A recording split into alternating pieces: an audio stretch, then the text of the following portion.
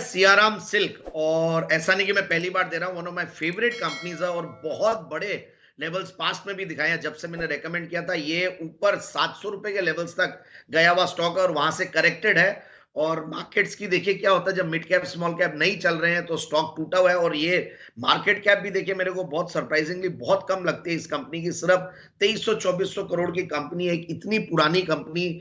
आप देखिए 1978 से कार्यरत है। पोदार ग्रुप जो कि बालकृष्ण इंडस्ट्रीज और दूसरी बड़ी बड़ी कंपनियां जिनके स्टेबल में है वो, और साथ में जिस तरीके की ब्रांड्स है कंपनी की, ओक्सनबर्ग, सियाराम, जे हेमस्टेड, कडिनी, कासामोडा। और मेंस वेयर में ये कंपनी बहुत अग्रणी कंपनी है। और मेंस वेयर में तो इनफैक्ट दीपांशु जी, मुझे लगा था कि इस स्टॉक को हमें इंटरनेशनल मेंस डे के दिन देना चाहिए था, मस्ती की पाठशाला दोपहर में की, और सुबह मुझे ये देना चाहिए था क्योंकि डेडिकेटेड टू मेंस वेयर है काफी। और वर्टिकली इंटीग्रेटेड मैन्युफैक्चरिंग है पूरी कंपनी का, एक एसेट लाइट मॉडल है। काफी जो नॉन क्रिटिकल चीजें हैं उनको इन्होंने आउटसोर्स कर रखा है, तो 40% के लगभग इन्होंने पूरा आउटसोर्स कर रखा है। और इंटीग्रेशन की बात करूं तो कंपनी मतलब यार्न से लेकर और बहुत सारी चीजें बनाती है, वीविंग डाइंग चीजें करती है। और गारमेंट्स में तो जो मैंने ब्रांड्स बताए वो तो है ही है, उसके अलावा होम फर्निशिंग्स में भी है कंपनी, इंस्टीट्यूशनल सेल्स में भी है। और अब मैं अगर बात करूं रिजल्ट्स की और वैल्यूएशंस की तो बहुत ही गजब के हैं। वैल्यूएशंस बहुत सस्ते हैं, मतलब पी मल्टीपल अगर 8-9 के लगभग कोई ऐसी कंपनी का मिले, इतनी स्ट्रॉन्ग पेडिग्री वाली, इतने स्ट्रॉन्ग ब्रांड्स रखने वाली कंपनी और ऐसी ग्रोथ देने वाली कंपनी, तो इट्स अ स्टील, मुझे लगता है कि बिल्कुल लेना चाहिए। और price to book value multiple भी 2-2.25 टाइम्स के लगभग है।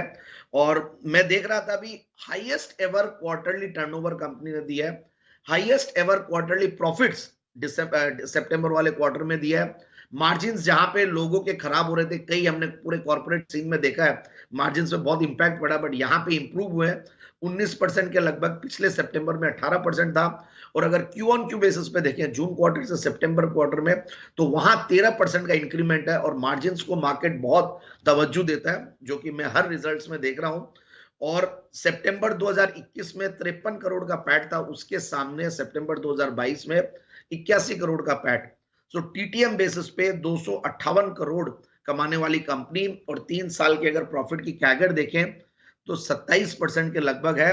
और प्रोमोटर्स की स्ट्रॉन्ग 68% शेयर होल्डिंग है। एफआईआईज डीआईज का भी भरोसा है, 9% के लगभग वो लोग होल्ड करते हैं।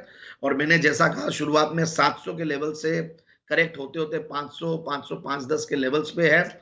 और स्ट्रॉन्ग सपोर्ट अगर मैं बोलूं तो 450 से 500 का रेंज है।